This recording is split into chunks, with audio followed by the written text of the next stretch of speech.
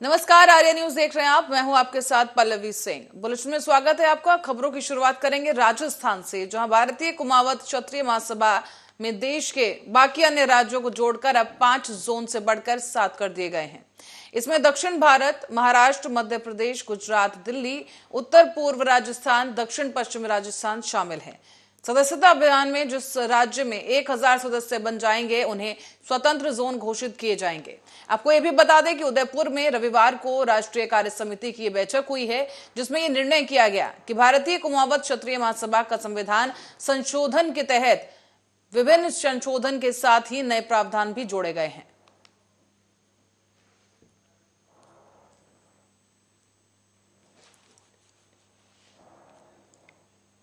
शिक्षा के क्षेत्र में कोई काम, व्यक्ति काम, समाज में काम बढ़ाना है, कोई भारतवर्ष का काम नहीं देगा। लेकिन जबकि महामंत्री का काम टोटल नेतृत्व चाहिए। यहाँ पर आए कुछ बोल नहीं रहे, इन्होंने अपने हाथ से लिखा।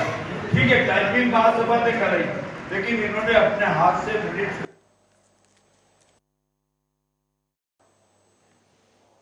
तो वहीं केंद्रीय मंत्री पीयूष गोयल ने मंगलवार को कहा कि प्रधानमंत्री नरेंद्र मोदी के नेतृत्व को वैश्विक मान्यता मिल रही है। उन्होंने विपक्ष पर देश को गुमराह करने का आरोप लगाया। साथ ही गोयल ने यह भी कहा कि विपक्ष अपने गैर जिम्मेदाराना टिप्पणियों और निराधार आरोपों से जानबूझकर संसद की कार्यवाही को बाधित कर रहा है।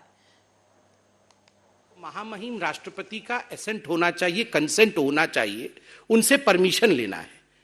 तो ये एमएचए के पास भेजा गया।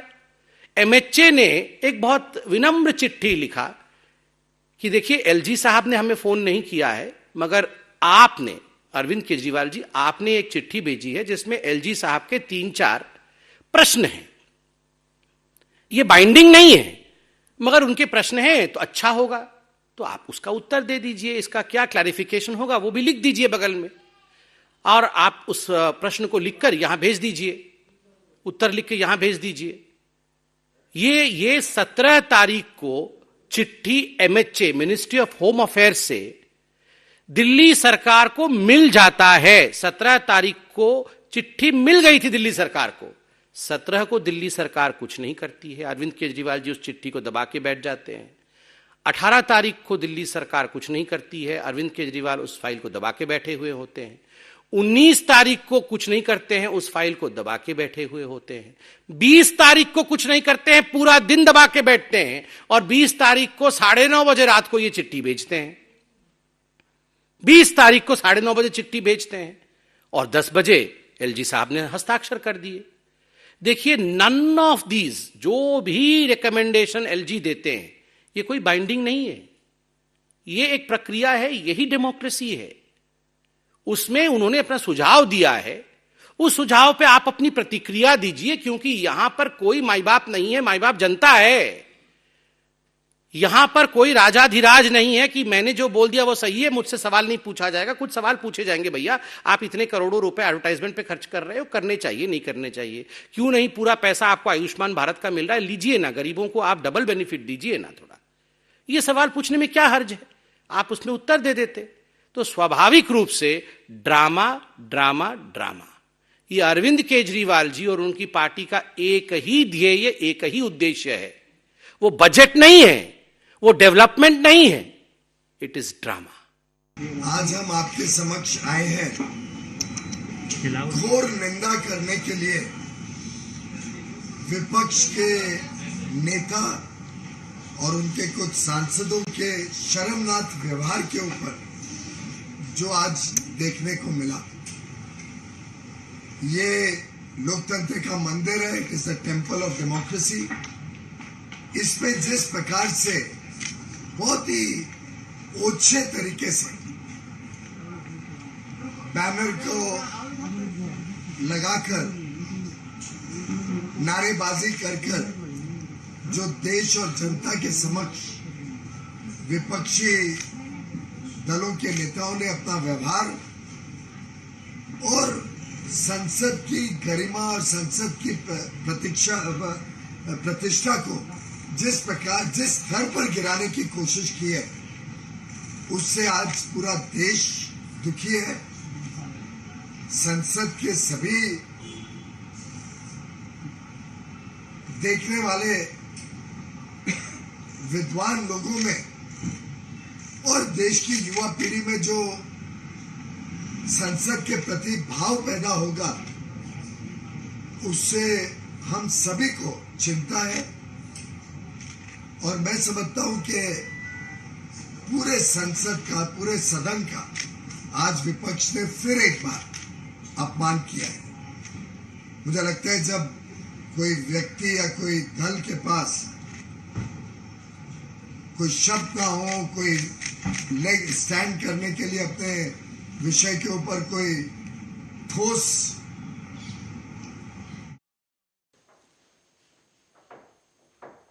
और इसी क्रम में आगे आपको बता दें कि दिल्ली विधानसभा का बजट सत्र 17 मार्च से चल रहा है, मगर बजट पेश करने से एक दिन पहले बजट को लेकर विवाद हो गया। इस बीच केंद्रीय मंत्री अनुराग ठाकुर ने दिल्ली सरकार का बजट रोकने के लिए दिल्ली के मुख्यमंत्री अरविंद केजरीवाल के आरोप पर पलटवार करते हुए कहा कि अरविंद केजरीवाल झूठ बोल रहे हैं। अगर आप इतने पढ़े लिखे हो तो भ्रष्टाचार में डूबे आपके मंत्री सत्येंद्र जैन जेल में पड़े 9 महीने से, आप उनको ईमानदारी का सर्टिफिकेट बांटते थे, भारत रत्न देने की बात करते हो, 9 महीने से जेल में सड़ रहे। आपके उप मुख्यमंत्री शराब घोटाले में जेल में हैं, आप उनको ईमानदारी का सर्टिफिकेट देते नहीं थकते हो। आपके पंजाब के स्वास्थ्य मंत्री 2 महीने के अंदर भ्रष्टाचार के चलते इस्तीफा देना पड़ा। आपके विधायकों से लेकर मंत्रियों तक अधिकतर का इस्तीफे हुए या गंभीर आरोप लगे हैं। लेकिन शराब घोटाले के मुख्य आरोपी तो जेल में गए, लेकिन किंगपिन अरविंद केजरीवाल जी, आप जितने मर्जी बेतुके बयान दीजिए, प्रधानमंत्री को बदनाम करने का काम कीजिए, अनपढ़ता आपकी नजर आती है कि या आप ज्यादा शातिर होने का प्रयास करते हैं। और इस बीच खबरों में आगे बढ़ने से पहले रुक करेंगे बड़ी खबर की ओर। इस वक्त की अहम खबर सामने आ रही है मनीष सिसोदिया केस से जुड़ी, जहां पर नहीं कम हो रही मनीष सिसोदिया की मुश्किलें। ईडी के केस में 5 अप्रैल तक जेल में ही रहेंगे मनीष सिसोदिया। बड़ी अपडेट इस वक्त की सामने आ रही है, जहां पर ईडी केस में 5 अप्रैल तक मनीष सिसोदिया को जेल में रहना पड़ेगा। कथित शराब घोटाला मामले में दिल्ली के पूर्व उप मुख्यमंत्री मनीष सिसोदिया के खिलाफ परिवर्तन निदेशालय यानी ईडी ने जो केस दर्ज किया है, उसकी सुनवाई करते हुए अदालत ने उनकी न्यायिक हिरासत को 5 अप्रैल तक के लिए बढ़ा दिया है। गौरतलब है कि ईडी ने शराब घोटाला मामले में मनीष सिसोदिया के खिलाफ मनी लॉन्ड्रिंग की धाराओं में मामला दर्ज किया है और अब मनीष सिसोदिया को 5 अप्रैल तक के लिए जेल में ही रहना होगा ईडी केस में। बड़ी अपडेट इस वक्त के सिसोदिया केस से जुड़ी आपको बता रहे हैं, जहां पर ईडी द्वारा दर्ज किए गए मुकदमे के चलते जो सुनवाई हुई है, उसमें मनीष सिसोदिया को जो है अब 5 अप्रैल तक जेल में ही रहना पड़ेगा।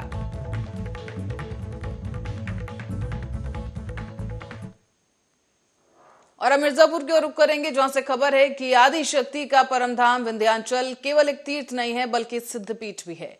और साल में प्रति 6 महीने पर पड़ने वाले नवरात्रि में लगने वाला विशाल मेला, जिसमें दूर दूर से भक्त मां के दर्शन करने के लिए आते हैं। और आज भी तस्वीरें कुछ ऐसी देखने को मिली, जहां नवरात्रि के पावन अवसर पर देवी के दर्शन करने के लिए दूर दराज से ये भक्त पहुंच गए हैं। वासंतिक नवरात्र भोर की मंगला आरती से आरंभ हो चुका है और नवरात्रि में आदि शक्ति के 9 रूपों की आराधना की जाती है। नवरात्रि के पहले ही दिन श्रद्धालुओं ने पूरी आस्था के साथ आदि शक्ति मां विंध्यवासिनी के दर्शन पूजन किए। मां का दर्शन पूजन कर रहे भक्त यहाँ पर आपको भी हम दिखा दें, तस्वीरों में साफ देखे जा सकते हैं। मंदिर में सुबह से ही भक्तों की लंबी कतारें हैं और मंदिर में घंटियों के बीच जयकारे लग रहे हैं देवी मां के नाम के। और नवरात्रि में लगने वाला जो विशाल मेला है, उसमें सम्मिलित होने के लिए भी दूर दूर से, राज्यों से और शहरों से लोग पहुंचे हैं मिर्जापुर, जहां पर विंध्याचल धाम में देवी के दर्शन किए जा रहे हैं।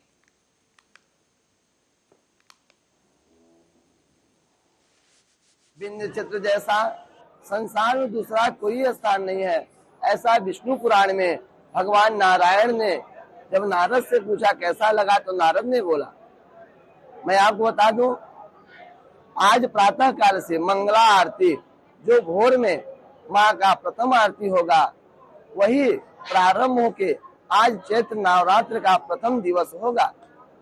आज के दिन से ही 9 वर्ष नया समय, नया संवत्सर प्रारंभ होगा। आज प्रथम दिन माँ शैलपुत्री का पूजन किया जाता है। प्रथमम शैलपुत्री च द्वितीयम ब्रह्मचारिणी, प्रथम शैलपुत्री है। मैं अपने मम्मी के यहाँ इलाहाबाद घूमने आई थी, तो मैं विंध्याचल मैया के दर्शन करने आई हूँ। और माँ का दरबार यहाँ पे नवरात्र का पहला दिन है, जो कि बहुत ही भव्य दर्शन भव्य तरीके से सजाया गया है। माँ की आरती का समय इस समय स्टार्ट होने जा रहा है और आप सभी लोग यहाँ पे माता रानी के दर्शन करने। हमें असीम खुशी है। ये मेरा माँ विंध्याचल के पास पहला दर्शन है। बहुत दिन से मनोकामना थी कि काम के चक्कर में हम लोग नहीं आ पाते थे यहाँ पे, लेकिन बड़ा समय निकाल के हम लोग यहाँ पे आए और देखे कि मंदिर का बड़ा भव्य दर्शन हुआ और देख के बहुत खुशी मिली है इस चीज़। और नवरात्रि के पहले ही दिन बुधवार को सुबह से ही माता के मंदिरों के बाहर भक्तों का जन सैलाब उमड़ पड़ा है। मंदिर परिसर में माता के जयकारों से गूंजते हुए मंदिर भी सुने गए और इस बीच मंदिरों में भक्तों की कतार लगी हुई है। मां की एक झलक के लिए दर्शन पाने के लिए भक्त सुबह से ही लंबी कतारों में खड़े हैं। भारी संख्या में लोग यहां पहुंचे हैं। भक्तगण सुबह से ही हाथों में पूजा की थाल लिए देवी की आरती उतारने के लिए भी पहुंचे हैं मंदिरों में। और इसी साथ ही आपको बता दें कि पहले ही दिन नवरात्रि में शैलपुत्री देवी के दर्शन किए गए। उन्हें पूजा जाता है आज के दिन और शैलपुत्री को नारियल, चुनरी, फूलमाला, श्रृंगार का सामान और प्रसाद चढ़ाकर अपने परिवार की सुख समृद्धि और उन्नति का आशीर्वाद लेने भक्त पहुंचे हैं।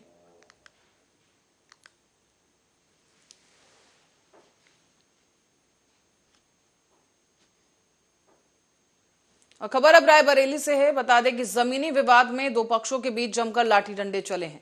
बता दें कि इस बीच मारपीट के दौरान दोनों पक्षों के कई लोग घायल हुए।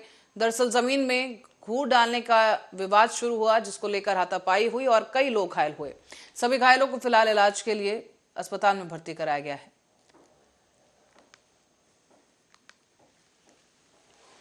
ये करीब 10:30 के आसपास 4-5 लोग मारपीट की शिकायत के साथ आए थे, जिसमें से लाल बहादुर सना महादेव है जिनकी उम्र 31 साल है और एक शिव बहादुर है 46 साल की उम्र है। ये भी महादेव सना महादेव है, वो खजूर गाँव के सभी खजूर गाँव के रहने वाले हैं।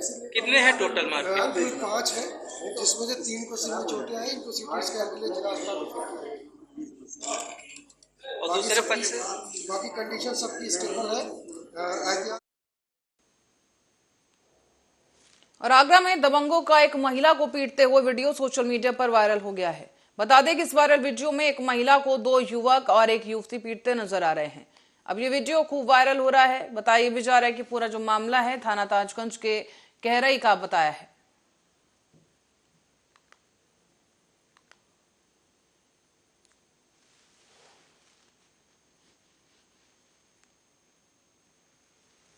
बुलंदशहर में रिश्तों का खूनी खेल सामने आया। यहां पर एक भांजी को भगा ले जाने में सहयोग के शक में धीरज नाम के शख्स की हत्या कर दी गई।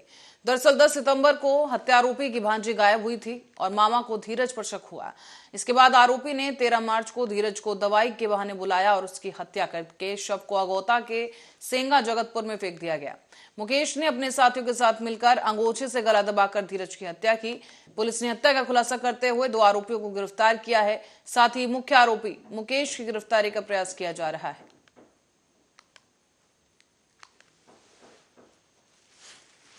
जनवरी में एक अज्ञात डेड बॉडी थाना अहमदगढ़ में मिली थी, जिसके संबंध में वहां पर मुकदमा पंजीकृत हुआ था, जिसकी पहचान मिटाने के लिए चेहरा जला दिया गया था। इसके संबंध में विवेचना जारी थी और कई टीमें लगाई गई थी। आज थाना सलेमपुर की पुलिस द्वारा इससे संबंधित अभियुक्त को गिरफ्तार किया गया है। इसमें पूरा प्रकरण यह निकल के आया कि जो अभियुक्त है उसका नाम सुजान है। वह पूर्व में भी 2 हत्या के मुकदमों में अलीगढ़ से जेल जा चुका था और उसका जमानतदार था, जो कि मृतक इस प्रकरण में रहा। ये बात प्रकाश में आई कि किसी बात को लेकर इन दोनों में विवाद हो गया था और जो सुजान है इसका ये भी कहना है कि जो इसका जमानतदार था, जो कि मृतक है, उसने कुछ अवैध संबंध मारा था। काय से मारा था? रस्सी से गला दबा के। क्यों? लोग कुछ हमारे समस्या खराब कर रहा हो। जैसे उसकी माता जी के हमारे कुछ वातावरण थे, कुछ वातावरण थे लड़ाई दंगा करा था उसने। हाँ। क्या लड़ाई दंगा करा था, क्यों मारा था? उसकी माँ के साथ हमारे कुछ संबंध। और दिल्ली, एनसीआर, हरियाणा, राजस्थान समेत करीब करीब पूरे उत्तर भारत में मंगलवार की रात को भूकंप के तेज झटके महसूस किए गए हैं। इमारतों के हिलने से दहशत में लोग घरों से बाहर निकल आए और झटके करीब 1 मिनट तक महसूस किए गए हैं। राष्ट्रीय भूकंप विज्ञान केंद्र के मुताबिक रिक्टर स्केल पर 6.6 की तीव्रता वाला यह भूकंप मापा गया है। अफगानिस्तान के फैजाबाद में भूकंप का केंद्र माना गया और इस बीच भूकंप का जो केंद्र है करीब 156 किलोमीटर की गहराई में रहा। आपको ये भी बता दें कि दिल्ली में कुछ लोग ये बात करते हुए नजर आए कि दिल्ली में शकरपुर में कुछ बिल्डिंगें झुक गई हैं। हालांकि स्थानीय निगम पार्षद रामकिशोर शर्मा ने बताया कि जो बिल्डिंग लोग बता रहे हैं कि झुक गई है, वो बिल्डिंग झुकी नहीं है। ये बिल्डिंग के अंदर पहले से ही गैप था और कुछ लोगों को ऐसा लगा कि इस भूकंप की वजह से बिल्डिंग में दरार आ गई है और थोड़ी सी बिल्डिंग झुक गई है। हालांकि इसको लेकर बिल्डिंग में ऐसा कुछ नहीं है, इसे अफवाह बताया जा रहा है। था मैं नीचे ऑफिस में कुछ काम कर रहा था, नीचे बैठ के अपने ऑफिस में। हाँ। तो तभी एक बहुत तेज झटका आया, मुझे लगा कि पता नहीं कैसे हिलने लगी। तो मैं फटाफट निकला, क्योंकि हम लॉक लगा देते हैं 10:30 बजे ही अपना बाहर गेट का। तो फटाफट मैं निकला और फटाफट लॉक खोला। फिर मैंने शोर मचा लोगों को, अपने जो बिल्डिंग में हमारे ऊपर रह रहे हैं जो हमारे बच्चे, मैंने शोर मचाया, हमने सब बाहर आ जाओ। तो फटाफट सारे लोग बाहर आ गए। सब देख रहे हो आप, रास्ते में सारी कुर्सी पर बैठ करके मोबाइल देख रहे थे। इतने में कुर्सी बहुत तेज से हिला और हिलने के बाद हम फैन की तरफ देखे, लेकिन फैन नहीं हिला, लेकिन कुर्सी हिल गया। उसके बाद देखे जो पंखा भी हिलने लगा, समझे ना। उसके बाद हम लोग सेफ्टी जगह पर अपना एक कोने में, जहाँ हमारा घर का चौखट है, उस चौखट के नीचे। मध्य प्रदेश के मुख्यमंत्री शिवराज सिंह चौहान ने मीडिया से बात करते हुए कहा है कि राहुल गांधी जी प्रामाणिक झूठे हैं। अपने झूठ के लिए उन्होंने पहले भी सुप्रीम कोर्ट से माफी मांगी है और इसके बाद भी झूठ बोलने से वो बाज नहीं आते। शिवराज ने और क्या कुछ कहा, ये वो आपको सुनवाते हैं। जो मन में चुभती है, जब कोई देश का नेता अपने आप को कहता है और रोज देश का अपमान करता है। श्री राहुल गांधी प्रामाणिक झूठे हैं। अपने झूठ के लिए उन्होंने सुप्रीम कोर्ट में पहले भी माफी मांगी है, लेकिन माफी मांगने के बाद भी झूठ बोलने से बाज नहीं आते, फिर लगातार बोल रहे हैं। उन्होंने मध्य प्रदेश में भी झूठ बोला था। मध्य प्रदेश की जनता याद करे, उन्होंने कहा था 10 दिन में सभी किसानों का कर्जा माफ कर देंगे अगर सरकार बनी तो, और 10 दिन में कर्जा माफ नहीं किया तो 11वें दिन मुख्यमंत्री बदल दूंगा।